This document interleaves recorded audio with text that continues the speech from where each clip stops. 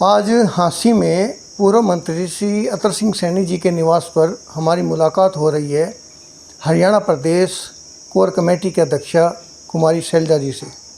कर ले भाई। मैम जी, आपका संबंध जो है हाँसी से बहुत पुराना है। हाँसी में आपके पिताजी विधायक रह चुके हैं, आपके दादाजी का यहाँ बहुत बड़ा समाज सेवा का में योगदान रहा है और आपका भी एक लंबा टाइम हाँसी से लगाव रहा है, आना जाना रहा है। तो हाँसी के अंदर आपका क्या विशेष आगे योगदान रहेगा लेकर के, क्योंकि एक ऐसा हो गया कि जो आपके पुराने वर्कर थे हाँसी के या संगठन के, वो लगभग बिखर से चुके हैं। संगठन को मजबूत बनाने के लिए जो एक यूथ कांग्रेस की कभी पहल होती थी, अब क्या आपका काम चल रहेगा आगे? अब पार्टी के साथ हमने सबको दोबारा से जोड़ना है। मन से सब जुड़े हुए हैं जी। लेकिन संगठन के अभाव में थोड़ा एक जो गैप सा आ जाता है वो आया है पिछले कई सालों में, काफ़ी सालों में। तो अब आने वाले समय में हमने पुराने लोगों को भी साथ रखना है और कुछ नए लोगों के नए चेहरे भी हमने लेकर आने हैं ताकि पार्टी को हम और मजबूत कर सकें। और अब संगठन का कार्य हम जो आपस में बातचीत कर रहे हैं वो आप समझ लीजिए कि जल्द हो जाएगा, क्योंकि आखिरी मैं फिर कुछ बातें हमारे हाँसी लेवल पे ये कहना चाहूँगा कि पर ये देखने हमें आया जो पुराने आपके कार्यकर्ता होते थे उन लोगों की एक उनको हाँसी पे डाल दिया गया, उनकी कभी पूछ ही नहीं हुई। तो क्या उन लोगों को दोबारा जोड़ने का प्रयास आप लोग करेंगे? बिल्कुल बिल्कुल जोड़ना है। पार्टी में तो देखो सबकी जगह होती है और सब अपनी अपनी जगह बनाते भी हैं। तो कभी कोई कोशिश देखी नहीं मैडम? योगदान भी होता है और सबको एक दूसरे को भी जोड़ना चाहिए और आपस में भी मन मुटाव मिटाने की भावना भी रखनी चाहिए सबने, क्योंकि ये तो समंदर है पार्टी, इसमें तो सब समाएंगे और सबको मिलकर चलना पड़ेगा और हम सबको साथ लेकर चलेंगे। जो गुटबंदी से जूझ रही है पार्टी, बरबोट में बहुत बुरी तरह से ये देखने में आ रहा है। उससे आम कार्यकर्ता भी कई बार सोचता है, जैसे मैं अभी भी बाहर बैठा हुआ था, लगभग ये बात अभी भी सुनने को मिलती है। अब मैं जैसे मैं बाहर बैठा हूँ तो भी लोगों में ये सुनने को मिलती है कि फला गुट। तो इस गुटबंदी से निपटने के लिए क्या बात गुटबंदी की नहीं है, गुटबंदी का ऐसा कोई मामला नहीं है, लेकिन पार्टी में अपने अपने विचार रख सकते हैं लोग, तो वो अपने आप में हमारी पार्टी का एक हिस्सा है, हमेशा रहा है, तो ऐसी कोई बात नहीं, लेकिन सबकी अपनी जगह है। आपने एक बहुत लंबी जर्नी इसके अंदर तय की है, यूथ से स्टार्ट हुए थे आप और फिर केंद्रीय मंत्री भी रहे हैं, और अब क्या आपका कोई ऐसी प्लानिंग है कि इसको मजबूत करने के लिए यूथ को अधिक से अधिक, जैसे यूथ कांग्रेस में जोड़ा गया था? देखो यूथ कांग्रेस तो है लेकिन उनका अपना अलग सिस्टम है, चुनाव होते हैं, वो क्या सिस्टम है वो एक अलग ही है कहानी।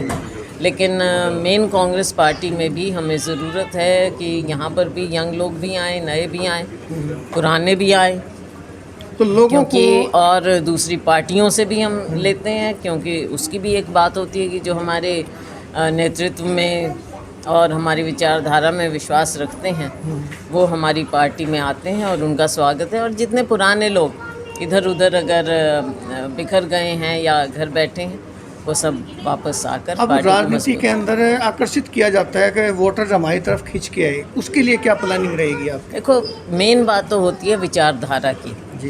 कांग्रेस की विचारधारा ऐसी है जो सबको साथ लेकर चलती है। और दूसरी बात, हमने कभी लोगों को आपस में डिवाइड करने की बात नहीं की, धर्म के नाम पर, जाति के नाम पर, हम सबको साथ लेकर चले। और हमने कांग्रेस पार्टी की हमेशा यही धारणा रही है, ऊपर से लेकर नीचे तक हमारे शीर्ष नेतृत्व का यही रहा है कि हमको लोगों की सेवा करनी है और कार्य करना है। जितना काम यूपीए के समय में हुआ था इतना पहले कहीं कभी भी नहीं आपको लगा होगा, क्योंकि हमारी अर्थव्यवस्था इतनी मजबूत थी और काम बहुत होते थे।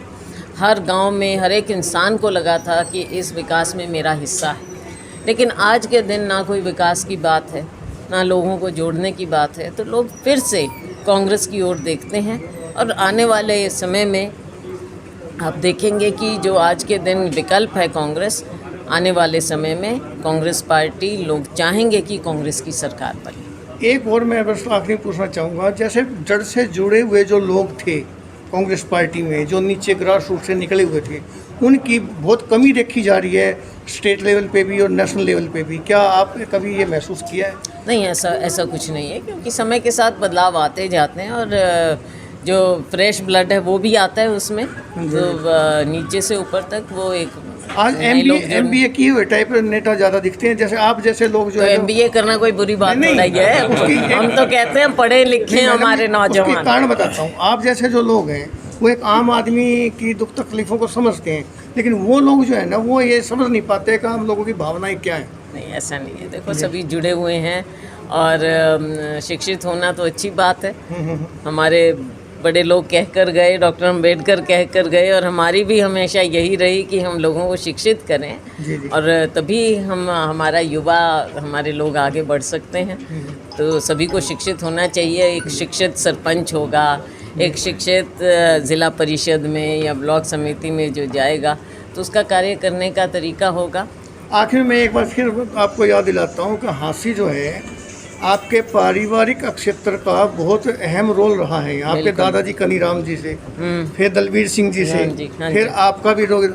अब आप इस ऐतिहासिक शहर को कल को आपको मौका गवर्नमेंट देती है, पब्लिक देती है, आपका क्या प्राथमिकता बिल्कुल, रहेगी? मैंने कहा आते ही कि मुझे हाँसी में आकर इतना दुख लगा कि जो हाँसी का हाल देखा मैंने, जी और यहाँ के लोग कितने मायूस नज़र आ रहे हैं कि आज के दिन सड़कों पर निकलना मुश्किल हो गया है, दुर्भर हो गया है।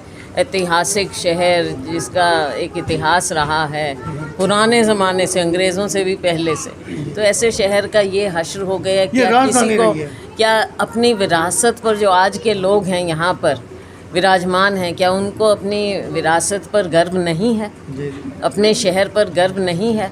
ये उनकी कमज़ोरी दिखाता है, ये उनका फेलियर नज़र आता है यहाँ। मैडम आपने हमारा हमारा समय आएगा, हम ज़रूर हाँसी को ठीक